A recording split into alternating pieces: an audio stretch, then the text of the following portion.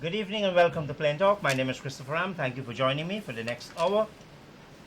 And on this evening, the topic is Liberty and Justice Party's perspective on politics in Guyana.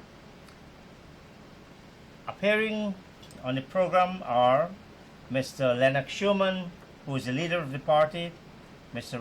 Khafra, who is the chairperson, and Josh Kanhai, the assistant secretary.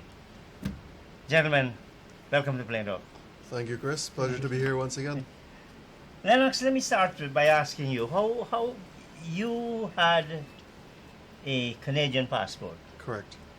and as all the courts have ruled, you could not continue to hold a foreign passport if you wanted to contest elections. Correct. How far have you gone in severing your connection with Canada? There is only one document that needed to be completed, and that is to file my taxes. And those taxes have been filed, so it's now for the Canadian government to say, look, your records are up to date, so we could part ways with you. And remember, think of it as this union, right? If I owed you money, and you say, well, Chris, man, I'll leave you now and I'll go my way, you'll say, not so fast, Lennox. You have to settle what you need for us. So you have to be in a good standing with the government before they just cut you loose in that sense. Tell me something, and maybe you gentlemen can answer that. Do you think our constitution is harsh in this regard, bearing in mind that particular provision in our constitution exists in lots of former colonies? What's your view? Well, for me, I think it's very reasonable. So you think Lennox should have given up his bat? I think so, because with a country needs a leader to be there for its country. So if you're gonna give yourself to another country by saying their national anthems and taking part in their business, then why should you take part in another country's business as well? What do you think? Yes, definitely I support that provision, because I don't think the people who we entrust with making decisions as it regards to our natural patrimony should have dual citizenship.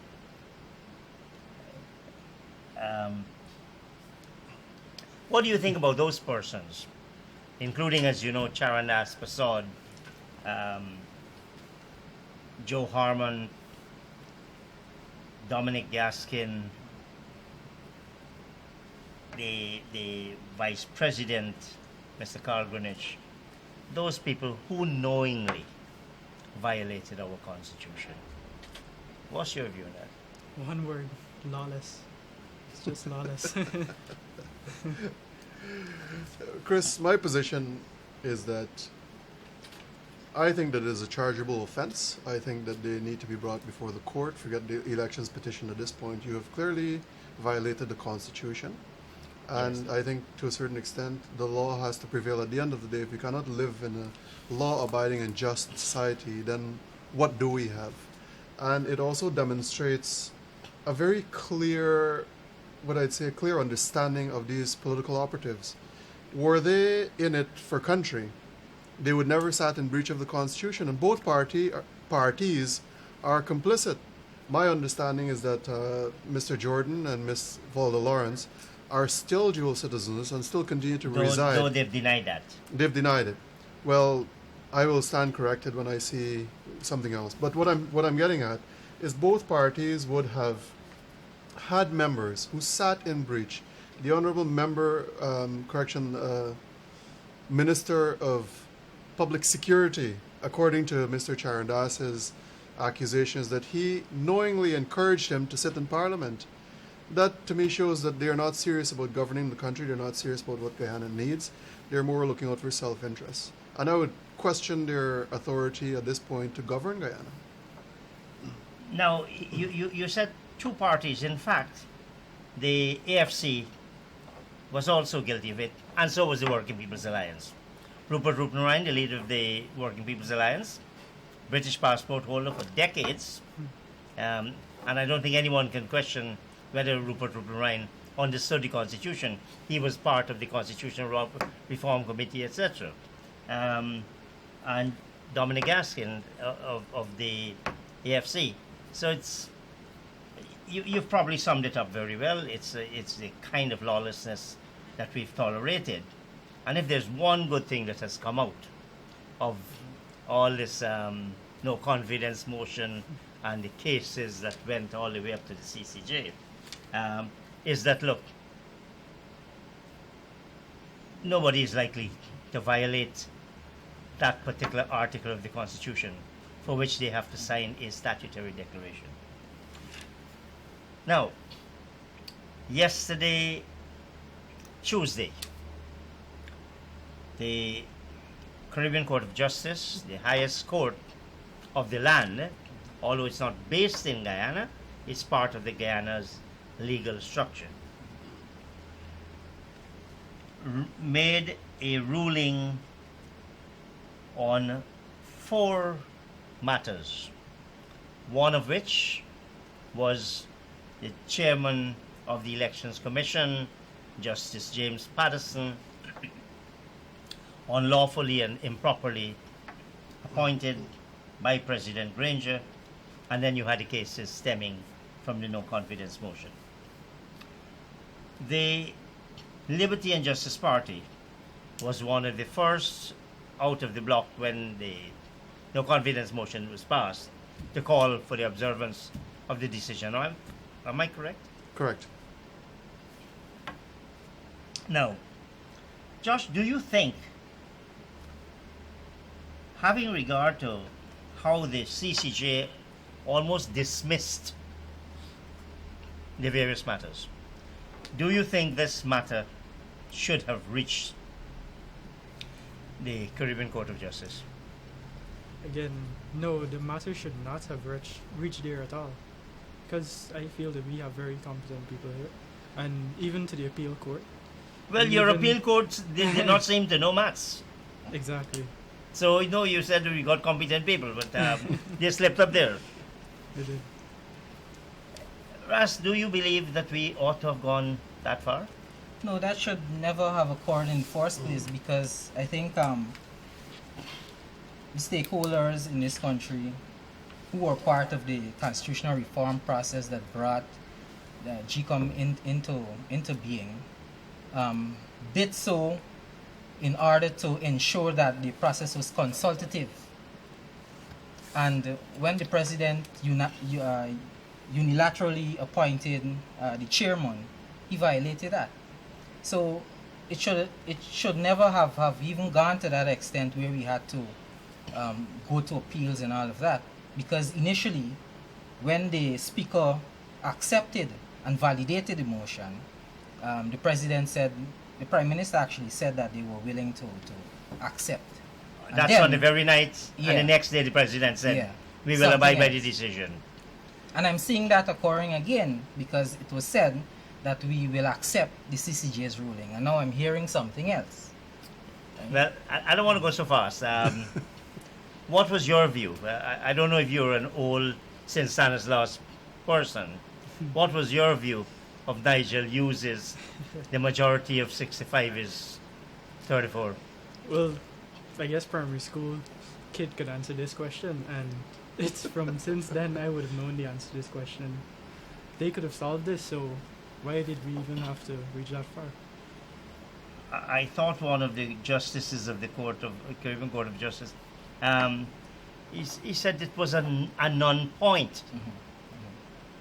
And yet we brought top legal luminary from Grenada and from the Caribbean, some of our top lawyers in Guyana, wasted time and money. Chris, if I may interject here, I think it shows a very clear, or demonstrates, in my view, this administration's attempt to want to grasp and hold on to power. I don't think there is... Every political party wants to do that, though, isn't it? Yes, but certain political parties across the globe would go to a certain point and say, you know what, this here makes sense and this does not. There's no sense of goodwill that is being exhibited or exercised between these political parties. All they're doing is trying to play brinksmanship with the country. And had they had goodwill, there is nothing that would have gotten to that point. What they wanted to do is to exhaust every single component. And even after the CCJ rules, I'm sure that they're going to go and stretch themselves beyond the ruling to try to demand something that is not just and fair for society. That is the extent that I look at with some of these political parties wanting to go just to hold on to power. All three of you are politicians. You may not have reached the point of sitting in the National Assembly or wielding power at that level. What is it about politicians that drive them to such acts of almost desperation, where, you know, the saying power corrupts and absolute power corrupts absolutely, but it seems to be more than that. That there's something about power, there's an allure of power that once it has touched you or you've touched it, you can't let go. Your politicians, answer that one. I think there are two things here. There's power, and then there's a perception of power. I've always believed and I've always maintained that power resides in the people. And all we do is grant that authority, if I were to put it in that sense, to the politicians. That is one. And I think one of the things that politicians generally lose sight of are the reasons why they got into it in the first place. I mean, some of them might have been motivated in that direction initially. But for us as what I'd say a bunch of young people who want to get in there, we're getting in there with a genuine concern for the people. We're getting in there with a very genuine concern in ensuring that the right things are done. If we cannot do that, all we are doing is replicating what has existed in Guyana and globally for time immemorial, it seems. Why do you think, and gentlemen, please, he's not alone on this program. Why do you think people continue to vote for politicians who then turn around and deprive those very people of some of their basic rights? Well, if you know the history of how politics went in Guyana from 1960s onwards, it was just that two parties stemmed from one, right? From Burnham and from Mr. Jagan, Dr. Jagan, actually. So from this now, it's been coming to throughout the generations, and one side took the East Indians, one side took the Africans, and through these generations, the old people still live today. So Yeah, but you are not old people. well, that's where the majority are young people now, and that's where it's going to change with this party I and think- with now. From a psychological perspective, there's something called group identity Uh-huh. that it's a very strong force that would cause people to behave irrationally, given everything that you've just said. And I think that is a part of the reason why you would see people holding on to certain groups, even though these groups have already demonstrated that they lack integrity and they lack certain qualities that people should identify with, right? People have basically from birth been socialized to say, well, you know, we should, as African people, identify with an African party, and vice versa, Indian people identify with an Indian party, and there's nothing you can say to them that would make them separate their identity from that larger identity of the group. How is the Liberty and Justice Party, which fairly or unfairly is being seen as an Amerindian party, how does the LJP rid itself of that potential image, and how do you sell that to the Amerindian communities who might in fact be looking for, look, the Indians got their party, the Africans got their party, we need something, and here is our savior, Lenox Shaman. How do you fight that? How do you deal with that? I think basically you have to put the issues first. You know, you just can't put the face for people to identify with, you have to press the issues. Politics should be about issues and not about personalities. And I think that should be front and center. Are you I saying know- the Mhm. APNU plus AFC and the PPP are not about issues? No, they're not about issues. They're about themselves. And they use identity to basically get people to support them and for them to hold on to power. Because that's what's happening. People are identifying with them based on superficial reasons. People are not voting based on issues. Well, I think Ross said most of it. Chris, let me jump in there for a sec. I think there has been a very conscious and deliberate effort by mainstream media, if I were to put it this way, to try to corner us. We started off, when we had this discussion, it was just a bunch of indigenous leaders who saw the issues in indigenous communities. But as I've said time and time again, if you look at it, the same issues that happen in indigenous communities are manifested differently on the coast. And that is how we realize that we need to engulf all of Guyana, because the issues are the same across Guyana. That is one. But the deliberate effort by mainstream media, as we're to look at it, I think most of them are aligned either left or right. And every time they identify as the Lennox Shaman Party or the Armenian Party or the Lennox Shaman Party or the Armenian Party, that's all they're juggling between. They're not sitting there and saying the Liberty and Justice Party, so they're not trying to ingrain the Liberty and Justice Party in people's heads and their minds. So when they go to the polls and they're asking, well, I want to vote for the Lennox Shaman Party, which one is that again? If they start identifying the Liberty and Justice Party as the party that we're part of, then what that does is that it translates into identifying us at the booth. If they cannot do that, what they're doing is disenfranchising not only us as young politicians in this sense, but disenfranchising the people. But tell me, Lennox, to say that you have the same kind of issues as the people in the rest of society,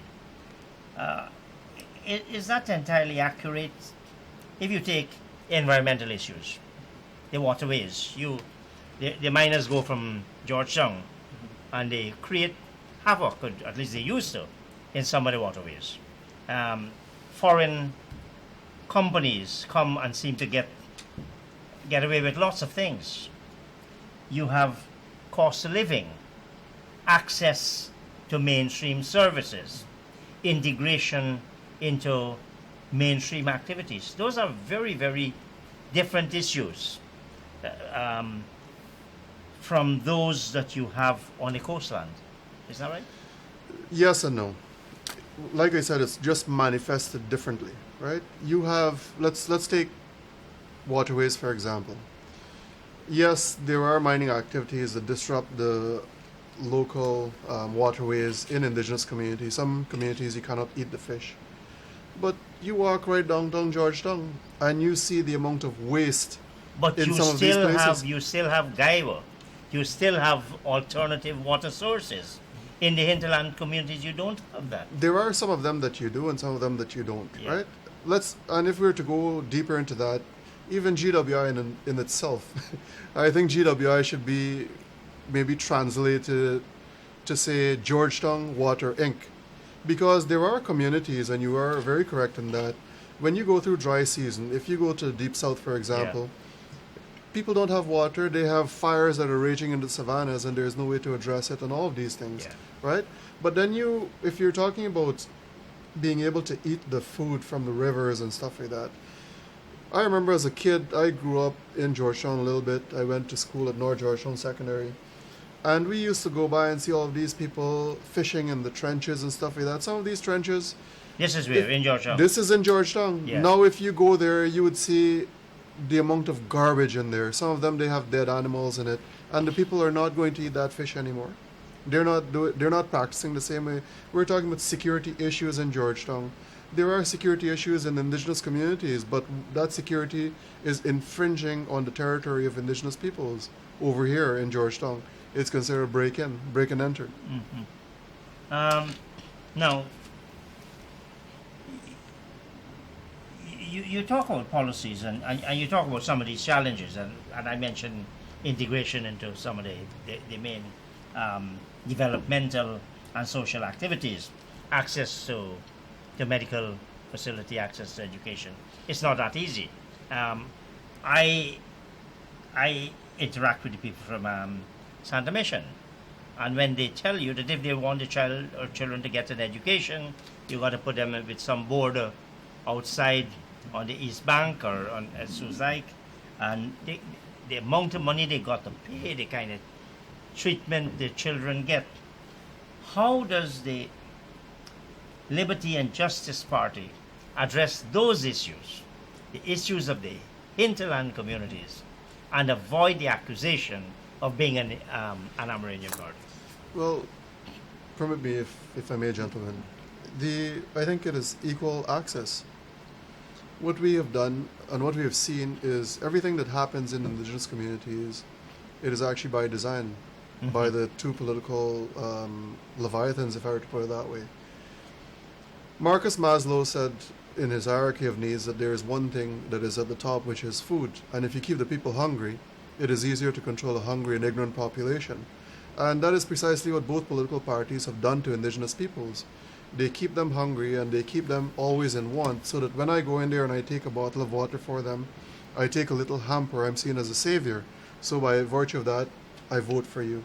The minute we start to make them independent and think for themselves and act for themselves on their own behalf, then they're no longer beholden to me as a political operative. They could, what is to prohibit Chris from coming in here and saying, you know what, oh, I'm going to offer you something different, right? Now I have a mind of my own to think for myself. Yes. And like I said, that is by design. Now, how do we address that? Let's look at equity, for example. You've got indigenous or schools in indigenous communities that potentially have one or two trained and qualified teachers coming to compete in debates, in athletics, and a whole host of things against schools like Saints and QC and PC. Now, you tell me those schools are populated with trained and qualified teachers, and you're going to take a school that has two trained and qualified to come and compete here. What do you think is going to happen? They're going to get decimated. So we have to look at how can we equitably distribute the resources. And when I say resources, I'm speaking very broadly here. How do we equitably distribute the resources so that it touches every single Guyanese?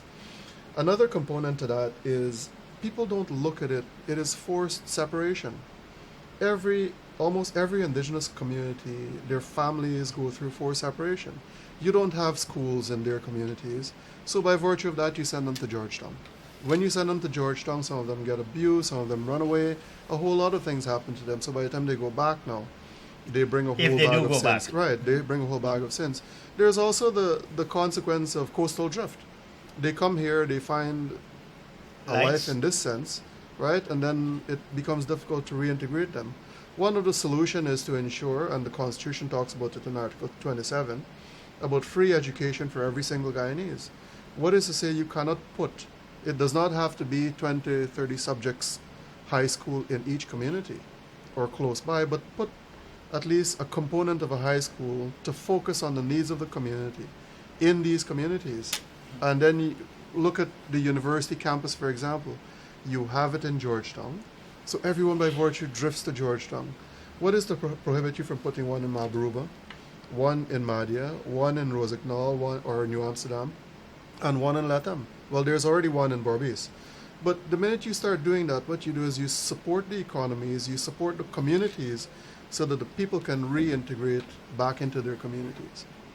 We have to look at it in what is holistically good for the country, not what's good for the coast only. Now, the Liberty and Justice Party. You talked about the other parties and what they don't, whatever they stand for. What does the Liberty and Justice Party, in a concrete sense, really stand for? Let us say you were elected to govern this country. After 5 years, what do you vision this country looking like? Well, for me, Because that's what it really is all about. If you say, come and vote for me, what do you really want to do? What do you want this power for? Is it just the romanticism of flirting with power?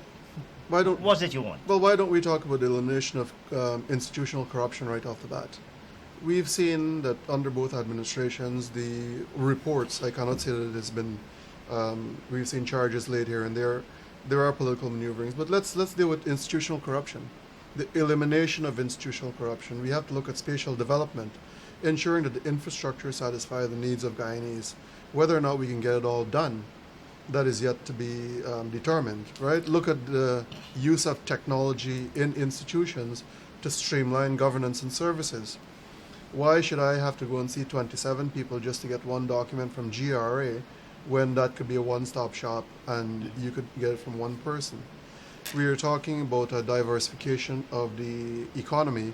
How do we build agri to support this? We've seen reports about what I'd say poorly managed and poorly distributed parts of our sovereignty, like in terms of the oil blocks and all that stuff. We have an opportunity to sit down and revisit all of those things and ensure that they're done in a manner that is fair not only to Guyana but also to the people who are investing in Guyana. So I think in 5 years we have a tremendous amount that we can achieve.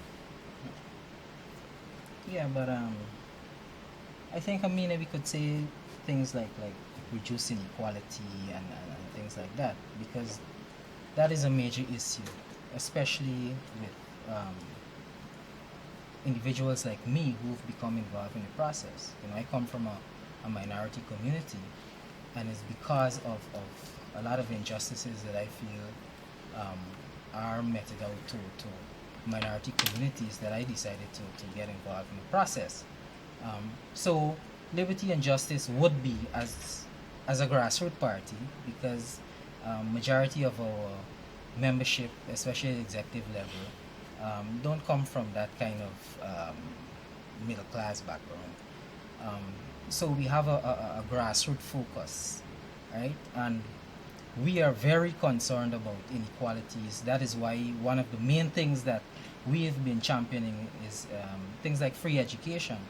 We were very involved in a process that But don't we already have free education other than at on tertiary paper, level? on paper. But like we said, on paper it should be from nursery to university, but that is not so, right? So we're looking, and the university education is very important, especially for a country that is looking to reach the highest level of development. Education is essential to that process. But also there are student loans to get into university. Every year the fee for the university has been going up. Not true. Right. That's not true. I Then- sat on a look. I teach at the University of Guyana, so I know a little bit about Eugene. That's not true. That is not true. No, that's not true. I only graduated in 2017, and I know that there was an agreement where there would be incremental increase, and that has been going on, All right. right? But So- the point I'm making, there is free education in Guyana. We do have a public health system. What we lack good management. As your leader said, the first thing we start doing is to be corrupt. But if you were to take our system, our medical system is largely patterned of the UK. And they call it the national NHS. And they said they wouldn't give it up for anything. So, and I didn't hear you mention governance as a real issue. We have the largest government this country has ever had. The largest. Under one ministry, right? Which is the ministry of the presidency. No. That's a government in itself. I got That's you. a government in itself. Yeah. We have so many problems. But I'm interested in what you said, Ras. You talk about grassroots. what do we really mean by that term? And how does the LJP help the grassroots people? Would you Well, say your party now, is that socialism you're asking for, or are you afraid of the word socialism?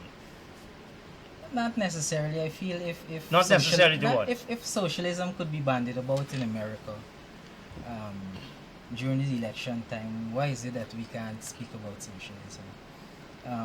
Well, we shouldn't be afraid of these terms. We have to speak about what it represents, and it's about the people. Mm-hmm. You know, it's about the people and meeting their needs. It's not about profits, and I think that is what Guyanese are concerned about. We know that Guyana is a rich country, but we see just those who have money benefiting. The large majority of people out there, you know, are going through difficult times. Regardless of what ethnicity, Mhm. the rural communities are poor, downright poor. But maybe I'll put this question to you, to Lennox. Does your party subscribe to socialist principles?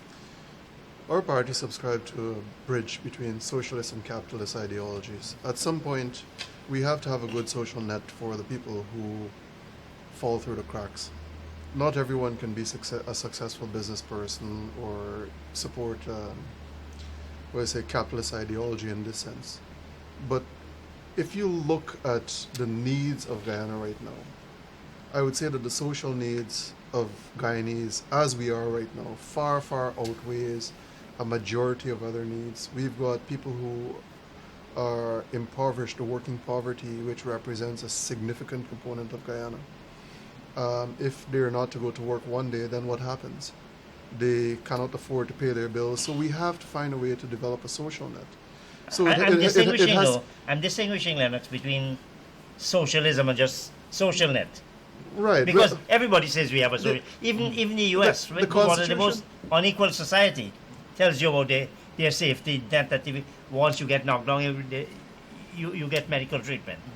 Chris, but the Constitution talks about Transition to socialism. Yes. transition to socialism. I look at it as a happy marriage between capitalist and socialist ideology. I think that is what Guyana ultimately needs. Guyana needs the. Josh said that they came out of the same party, and which is true. The PNC, they came out of the PPP. Chadi Jagan was a known socialist. In fact, at one stage, he was actually forced to say that he was a communist, and then he, during the Winpari Commission of Inquiry into the riots of the early 60s,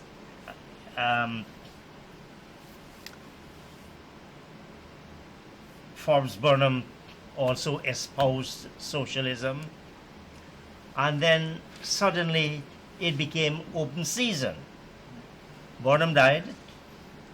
Hoyt, who had played a big part in his socialist structure, then reversed gear, and then we have had parties like now is the APNU.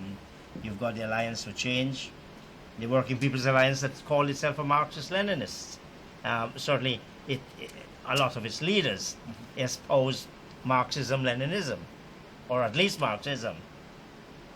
None of those things happen anymore, and what we have a wide chasm between those who have and those who have not, between rural and urban communities, between the people at the top and those at the bottom. And our society has become, probably that has led to some of the other social problems we have. How do you get, not only, because I don't see the LJP just there to win elections, it's to try to help the entire Guyana. And the entire Guyana includes the BPPC, it includes the APNU, it includes the AFC. How do you get that across? How do you put that message out there?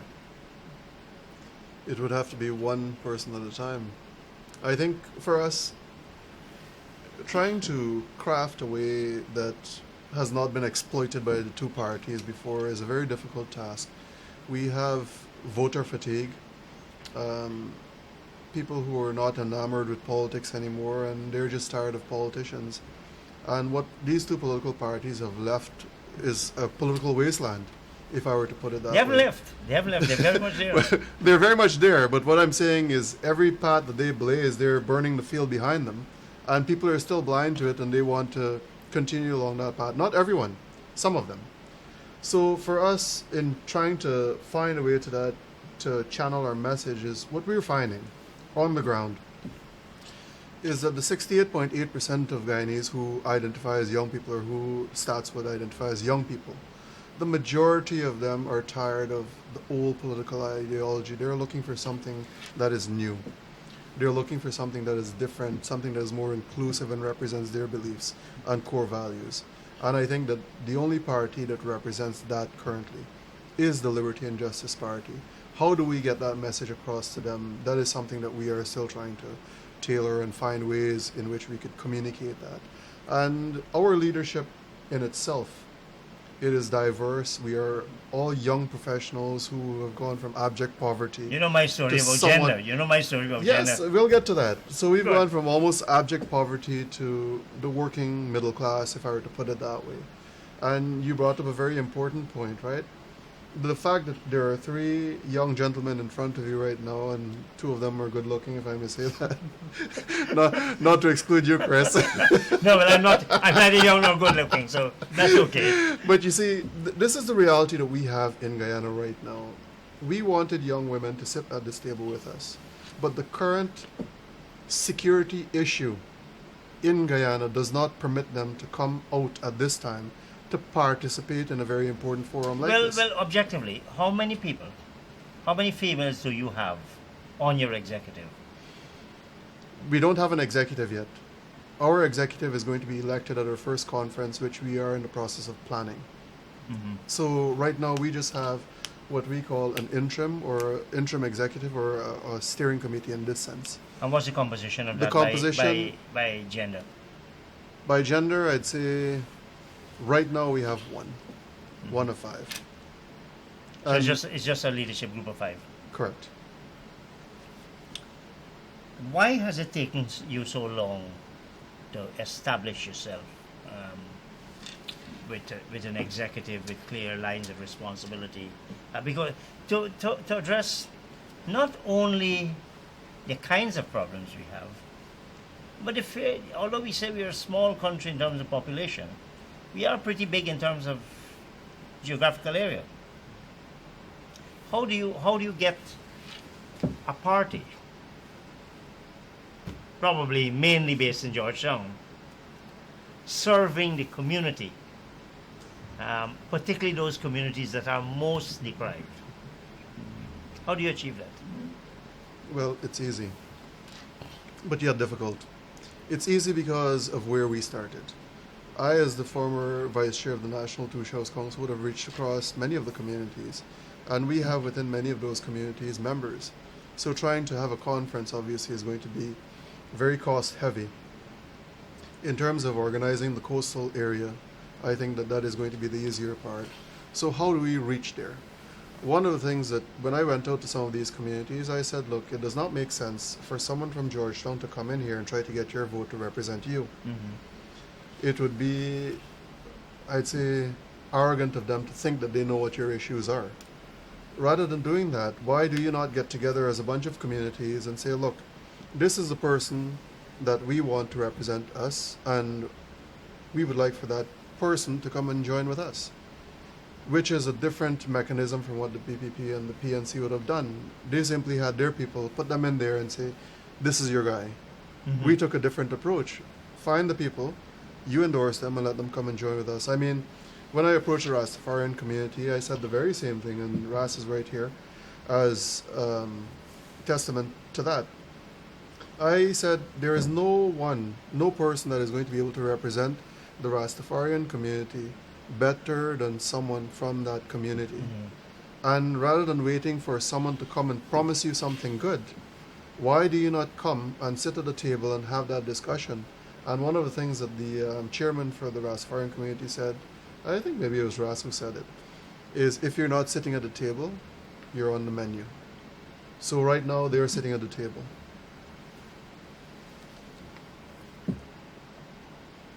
How do you, given that we're a city-centric country, almost everything happens in Georgetown.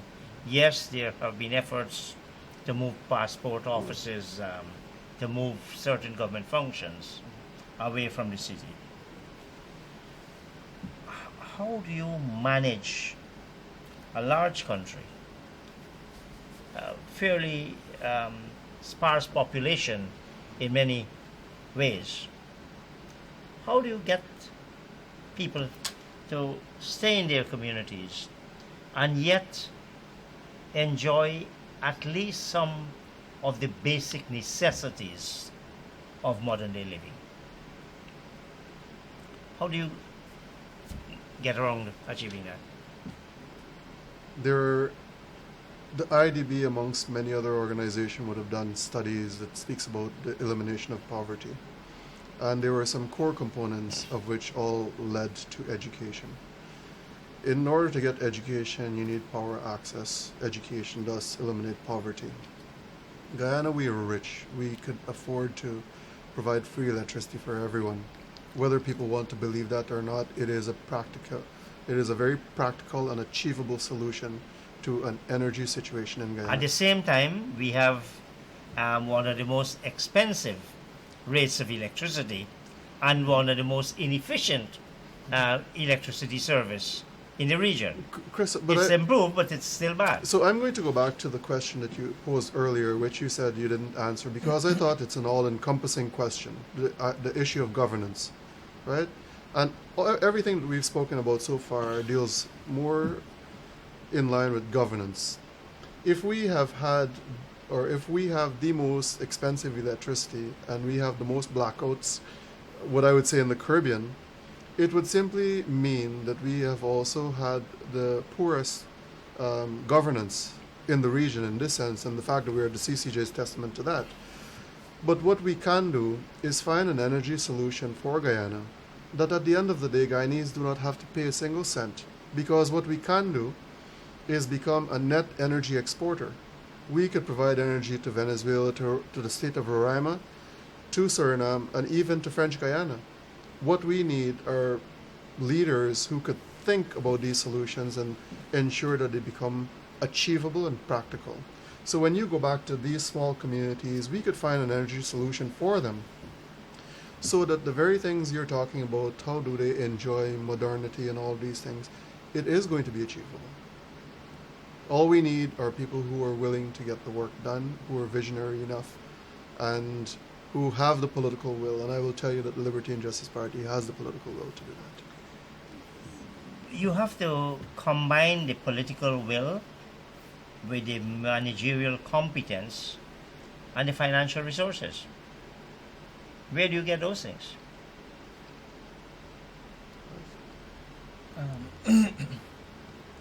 I think our problem is not resource. We don't have a resource problem. We have a management problem. You don't think money is a problem here to finance those things? I mean, Guyana is a rich country. The country might be rich, but Yeah, rich in natural mhm. resources. But Yes. you have to convert and monetize those resources. But as I'm saying, is that the problem is not that we lack resources. We have to have the right strategy and management in order to convert these resources into the things that we're looking for.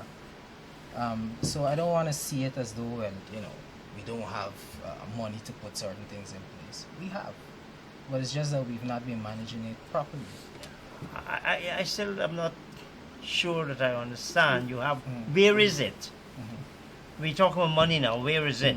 If you're going to, and you're talking, Lennox, you're talking, and if you're talking about exporting energy to those more comparatively far-flung countries, you're talking about very expensive hydro facilities. You can't go and say, oh, we have oil, So give us money to construct a modern state-of-the-art hydropower facility. Cri- How do you get Cri- it? Chris, let's go back to 2016, 2017. I was on the NTC at the time, right? And one of the ministers, I don't want to call their names because I don't think it's appropriate right now. But one Well, of- you called two ministers' name earlier tonight. Well, That amounted to a serious charge. Yes, go on. well, those things are in the public domain, so I could go with that. But this one is not yet, right? There was something called the Hayes Project, of which 1 billion with a B was spent in 2016, a billion in 2017, and the results are negligible. When I say negligible, you may find 10 people would have benefited from $2 billion. And what are those projects? Hayes, Hinterland Youth Employment Services, basically go and teach kids to do joinery, farming, and all these things. But the net result, the net benefit to them, it's minuscule. So if you were to take that 2 billion along with all of the institutional corruption that plagues the system, and you wipe that clean, you would find maybe $4 or $5 billion. And you say, look, we could use this to develop one of our power solutions for Guyana. If you're talking, and I have to support RAS in this, it is not about being able to find the resources. It is about being able to manage the resources. We had the Guyana Red Investment Fund, the GRIF, of which that money goes into some obscure project here and there whereby the nation does not benefit. We also have the $18 million from Norway that was just granted for solar. If you combine all of these things, you are going to find that we do have enough finances to cover all of these things. Of course, Lennox, when you talk about serious hydroelectricity, you're talking about close to $1 billion in real money as well. You are talking lots of money. Now, how does let's say all this visioning that we've engaged in earlier, let's say that is possible, and what you're saying is not an oversimplification. How do you get there? How do you get power? You've got the two leviathans controlling major sectors of the population. You have a very small floating electorate, I would think. You've got a couple small parties. You now have the new political party, Ralph Ramkaran and Timothy Jonas. How do you in fact win power under the proportional representation basis? You probably need 5,000 votes to get one seat in the National Assembly. How do you really get? You talk about being at the table. If you're not doing something, you're part of the menu. How do you get there? Where does that? Where do the resources come from? You were simplifying resources just now. How do you get the resources to carry out an effective political campaign in a situation, and as Lennox said, you've got to bring people or to move people from Georgetown to the interland community and vice versa. How do you do that? You just have to be strategic. You said you have a small voting population floating around. Small is like over 150,000, because I'm talking about persons who were eligible to vote but didn't vote at the last election. Yeah, but a lot of those right? people might have been persons Yeah, you who are have on some the of list, them. You have some of them who are on the list, who have migrated, and many of You them have- coming back. you have- You you can't have- deprive them of their yeah. right to be on the Yes. list. They're Guyanese. What I'm saying, that is what the statistics said, right? Now, how much of that do we need in order to carve out a space at this table? Not much. If we're saying like, maybe 6 seats, that would be like what, 30,000 votes, Yes. right? So I'm saying it's just being strategic, knowing where you should really utilize your resources in order to be most effective, right? And we have an idea of how we are going to go about doing that. Lennox, is it as simple as Russ is making it out? Well, Chris, I don't want to divulge your No, I'm not campaign asking. strategy. I'm not asking you. And this is why I didn't pursue him. Again, this is a small country. I can join your party tomorrow and probably find out lots of secrets. So, Very but these true. things happen. These Very things true. happen, and which is why political parties need to be more transparent and need to be more open. Well, we intend on pushing for campaign, not only campaign finance legislation, but also political party legislation so that we understand. And there should be some very clearly defined rules and laws under which political parties are going to operate, right? Of which a big one of it is financing. But to get back to what Ras, to your question, what Ras was speaking about is we do have to be very strategic in how we capture the votes. And we don't want to divulge too much of that on live TV.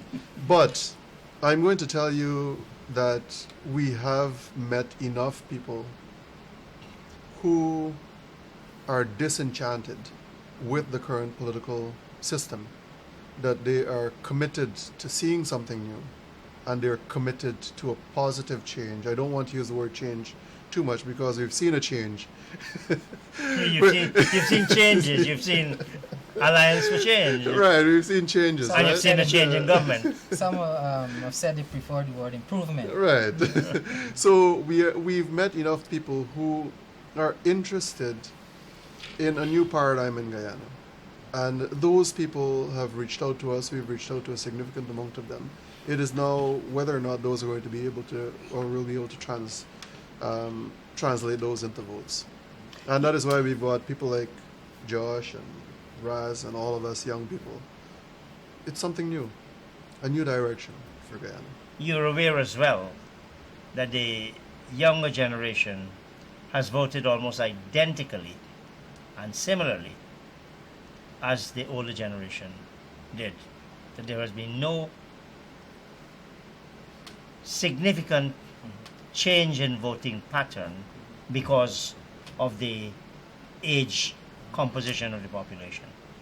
You're aware of that as you strategize. Maybe it's the fact that there was no option. Well, But I would think we've that, never been short I of would- I political would- parties in this country, you know. Yeah. You think about it, we've never really been short of political parties.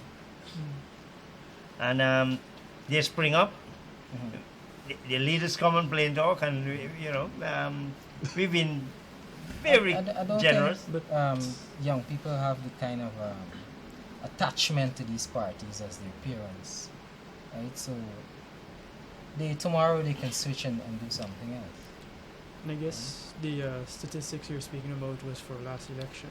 And since All the past and previous elections, elections, all right? the past Because elections. from personally my view, for the past 4 years, a lot of youths have been speaking out and forming policy organizations and coming forth and showing that they have the knowledge now that they will vote for a party that has policies and put them first and get this nation.